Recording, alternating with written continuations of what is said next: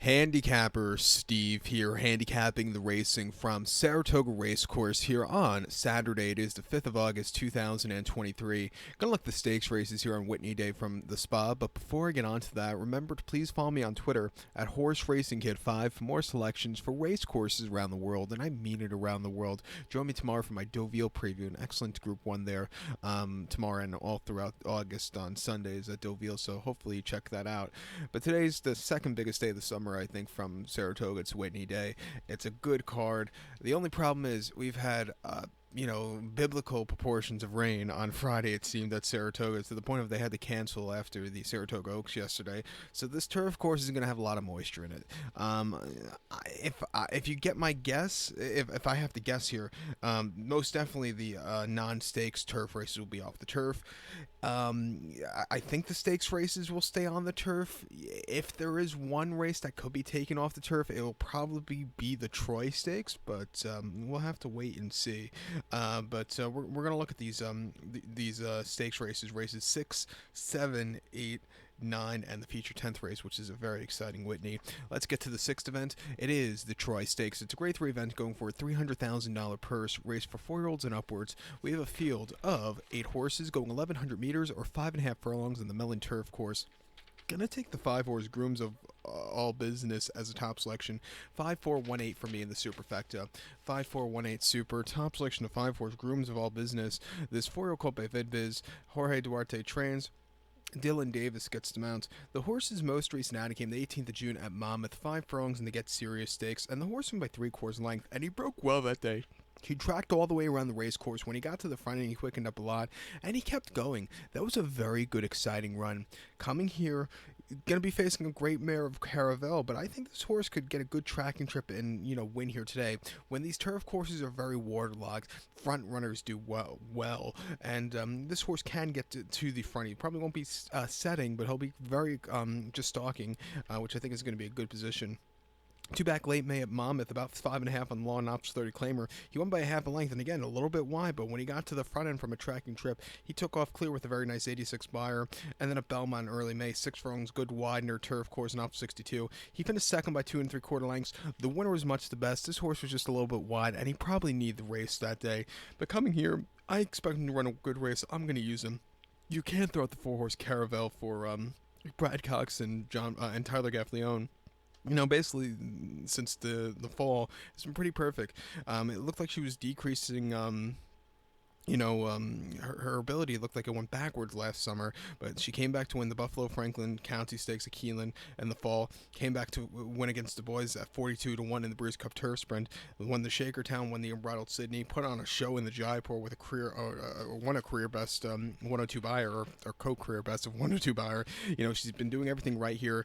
She'll have to handle a soft going, but she could definitely win here. I'll use her on the ticket at 3-5, but to recount my selections for the 6 from Saratoga, it is Detroit. I'm going to take the 5-horse Grooms of All Business, give kudos to the 4-horse Caravel, 5-4-1-8 Super, 5-4 in your multi-race.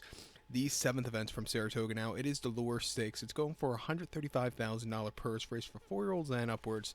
We have a field of 9 horses heading to the inner turf course, the 1,700-meter journey, or mile 16th on the inner turf course. Going to take the 1-horse Portfolio Company as a top selection. 1563 for me in the superfecta.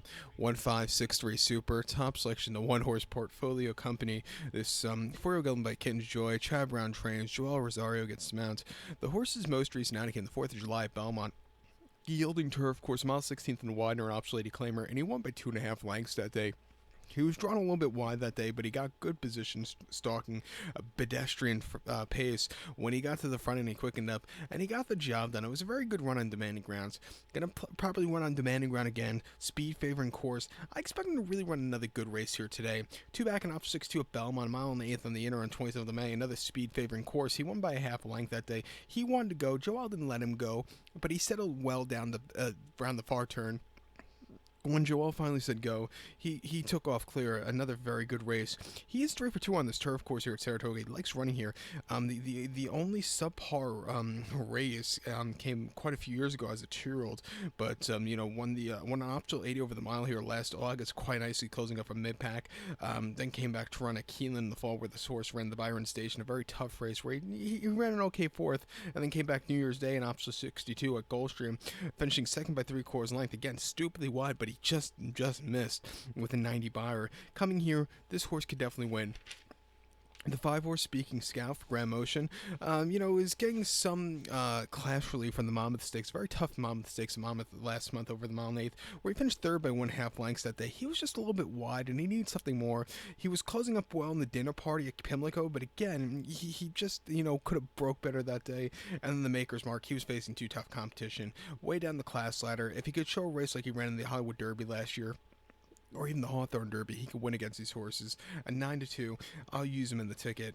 But to recap my selections for the 7th now from the spot, it is the Lure Stakes. Going to take the 1-horse Portfolio Company. Give kudos to the 5-horse Speaking Scout. 1-5-6-3 Super. 1-5 in your multi-race. The 8th event from Saratoga now. It's a very exciting event. It is the Test Stakes. It's a grade 1 event going for a $500,000 purse race for 3-year-old fillies. We have a field of 8 horses going 1,400 meters, or 7 furlongs in this year's test. I'm going to take as a top selection the number 6 horse, Darth Vader. I'm going to go 6128 in the superfecta. 6128 super, top selection 6 horse, Darth Vader. And before I go any further, I'm not a Star Wars fan, which shocks a lot of people. It's just something I've never liked. Star Wars, Star Trek, it's just not my thing. But Darth Vader, this 3-year-old filly by Gervin, George Weaver trains. John Velasquez gets to mount. The horse's most recent out came 9th of June at Belmont, a mile 16th in the Grade 1 Acorn, and this horse probably ran the race for her life. She finished second by a head behind the Oaks winner Pretty Mischievous that day.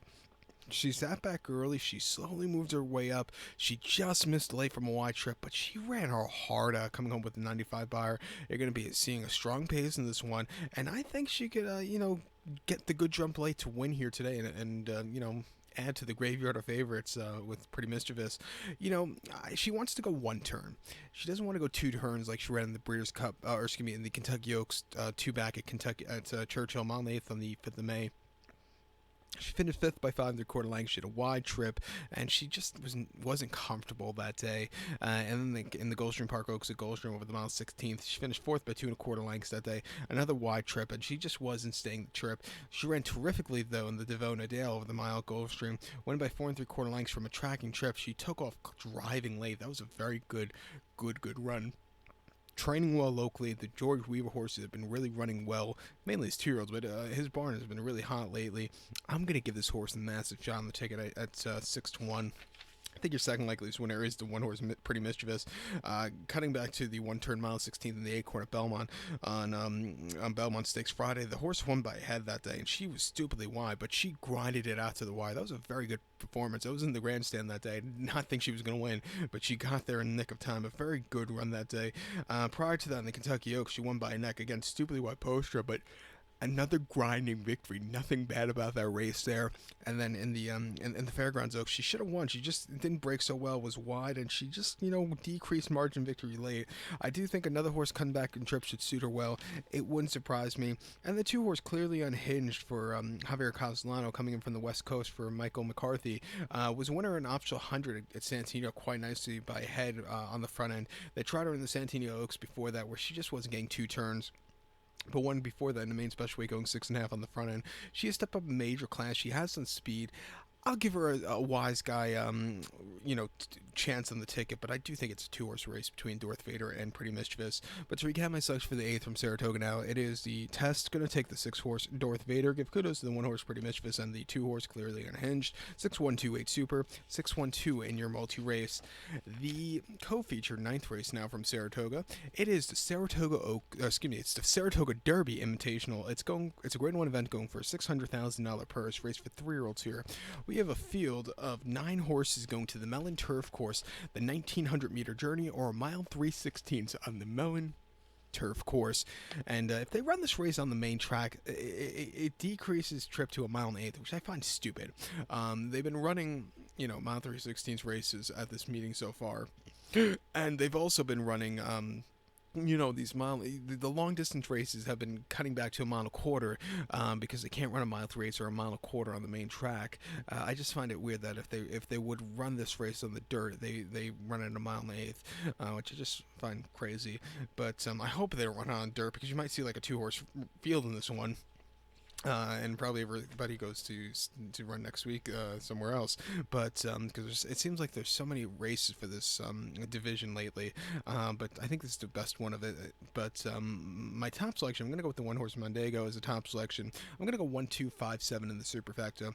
1-2-5-7 super, top selection, one horse Mondego. 3-year-old colt by Lupe de Vega. Christophe Clement trains. Joel Rosario gets the mount. The horse's most recent outing came the 8th of July at Belmont, a mile and a quarter in the Grade 1 Belmont Derby. And the horse finished third by length that day. And he set the pace that day. Pretty pedestrian fractions. He got caught late. He didn't go down without a fight, but he ran his heart out stepping up in class. Cutting back in trip on a speed favoring course, it's probably going to have a lot of moisture, which I think he can handle. I think he could go up again and run a good race here today. A 94 buyer wasn't anything bad about that run. Two back at Belmont, a mile and eighth on the inner turf course, off 6-2, 2nd of June. He won by a head that day. They switched the tactics. That day he stalked the slow pace. When he quickened up, he got there in nick of time. A very good gritty performance. And then main special weight 7th of May at Belmont over about the mile and the eighth. The horse won by 2 1/4 lengths that day. And again, basically in the front end at even money, he took off clear. His races even before that at Keeneland, he just had a little bit of a trouble trip. I don't think he liked being on the inside. He was on the inside in the debut at Gulfstream, going a mile and eighth, but he finished second by a head. And he was on the inside early on, got out late, and that probably cost him. But he's training well. I'll give him a shot on the ticket. I think the two-horse program trading for Chad Brown and Flavien Prat your second leg of this winter. One going in a first-time facing winners in allowance race at Belmont in late June over the mile 16th, winning by 2.5 lengths that day. He basically won from a tracking trip at 75 cents to the dollar. Very easy run. Prior to that, mid-May at Monmouth over the mile 16th in main special weight, he won by 5. Again, a very, very easy run. He jumped up a lot with his speed figure last time out. Coming here today, getting Flavien Prat, who knows his turf well. Wouldn't surprise me if he wins here. And also keep an eye out for the 5-horse Far Bridge for Tal Pletcher and Jose Ortiz. Was the winner of the Belmont Derby a few weeks ago quite nicely, and then won the Pennine Ridge and placed in the American Turf before that quite nicely. This is a former Clement horse, but the momentum's been continuing to the Pletcher barn. Has been training well. Watch out for him late. It wouldn't surprise me if this English Channel Colts wins here today also. But to recount my selection for the 9th from Saratoga now, it is the Saratoga Derby. Gonna take the 1-horse Mondego. Give kudos to the 2-horse program trading and the 5-horse Far Bridge. 1-2-5-7 super. 1-2-5 in your multi-race. The feature 10th race now from Saratoga, it is the Whitney Stakes. It's a Grade 1 event going for $1 million purse, race for 4-year-olds and upwards. So we have a field of 6 horses taking a stroll around the Saratoga main track, which is 1,800 meters in circumference, or a mile and an eighth on the main track. My top selection, I'm going to take a shot with the 2-horse Charge It. I'm going to go 2-6-1-4 in the superfecta, 2-6-1-4 super. Before getting further, it wouldn't surprise me if Cody's Wish wins by a mile today, but I'm trying to pick a price here. The 2-horse Charge It, this 4-year-old colt by Tappet. Tal Pletcher trains, John Velazquez gets the mount. It seems rarely in the last few years that Tal Pletcher and John Velazquez are together. Occasionally, but it just seems rare. But last time out, they connected to another great victory in the Grade 2 Suburban at Belmont, a mile and a quarter, 8th of July. Winning by 4 3/4 lengths that day. He had a little bit of a wide trip, but he stalked, he got the lead, and he kept going. A very good, easy run. The field wasn't anything to call home about, but it was still a very good run. Coming back with a 106 buyer. The big question with this horse is, can he run outside of Belmont Park? He runs massive races at Belmont, but when he leaves Belmont, it's somewhat head scratchers at times. His only subpar race at Belmont was in the Met Mile, over the mile on the 10th of June. He finished 4th by 5 1/4 lengths that day. He was a little bit wide, and he just didn't have the turn of foot like Cody's Wish had around the one turn. But something this horse has on Cody's Wish, he's proven he can run around 2 turns and win decisively, and has high numbers around 2 turns, especially the mile and the 8th 2 turns. Prior to that, they ran him in the Oaklawn handicap at Oaklawn over the mile and the 8th, where he finished 5th by 4 1/4 lengths that day. And he just stalked it, and he didn't break so well, and he was just, lackadaisical that day. He should have did a lot better than he did. And then the Gulfstream Park Mile, Gulfstream of the mile, he finished 2nd by 2 1/4 lengths that day. a little bit wide, but he was gaining that day. I do think he wanted a mile and the eighth or something like that. Prior to that, off the bench, going mile 16th and up 6-2. He won by 1/4 lengths that day. Came home with a 102 bar. He basically won in a trot. That was a very easy run. Yeah, like I said, he likes Belmont. He won last year's Dwyer by 23, earning a career best 111 bar. That was a very strong performance. It probably took a lot out of him because you didn't see the horse until the winter at Gulfstream earlier this year. But he's trading well since the last race. I'm gonna give him a shot here. Like I said, Cody's Wish. It wouldn't surprise me here. He started at a mile and eighth here at Saratoga in the past as a 3-year-old 2 seasons ago, where he just was very rank and never got going. But since last year, last time he really ran around the 2 turns, that's not the Breeders' Cup Mile, came in the Challenger. He finished second by a neck that day. I didn't like the ride Luis Saez gave him that day. He was just a little bit rank, and it took a lot for him to get going, and he got going a little bit too late. But ever since connecting with Junior Alvarado, he's connected with this horse quite nicely.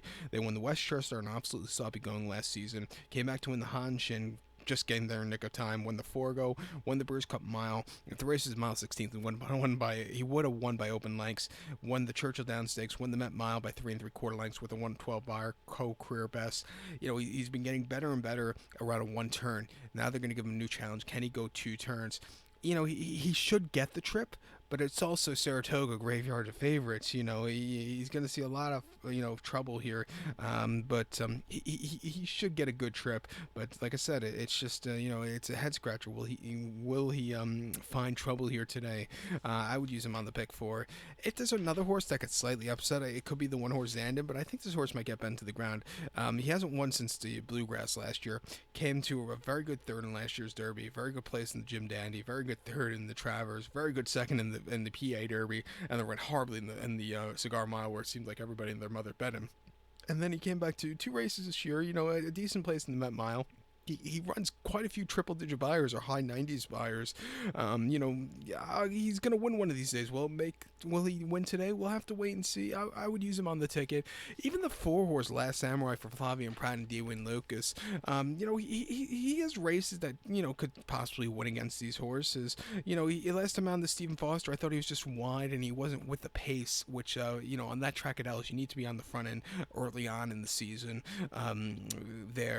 Prior to then in the Ali Sheba, he just wasn't comfortable on the inside, and then had a massive place in the Oakland Handicap. Won the Essex, won the Razorback.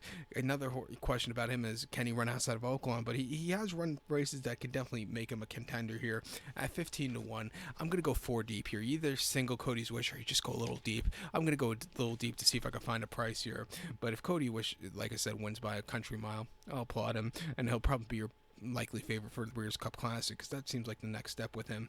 But to recap, or probably today, they'll probably give him another start before the Breeders' Cup Classic or something like that. If he wins today, I could see him running in something like the Woodward at a mile and eighth. I don't think they'll take him to like a mile and a quarter race, like the Jockey Club in 5 weeks' time. That seems a little outrageous, but you never know. But to recap my selection for the 10th from Saratoga now, it is the Whitney. Gonna take the 2-horse Charger. Give kudos to the 6-horse Cody's Wish, the 1-horse Zandon, and the 4-horse Last Samurai. 2-6-1-4 Super. Use all 4 of them in the pick 4 multi-race, whatever we decide to play. So with that being said, good luck to all. Join me tomorrow for my Deauville preview here on YouTube, and follow me on Twitter at HorseRacingKid5 for more selections for race courses around the world. Good luck, everybody.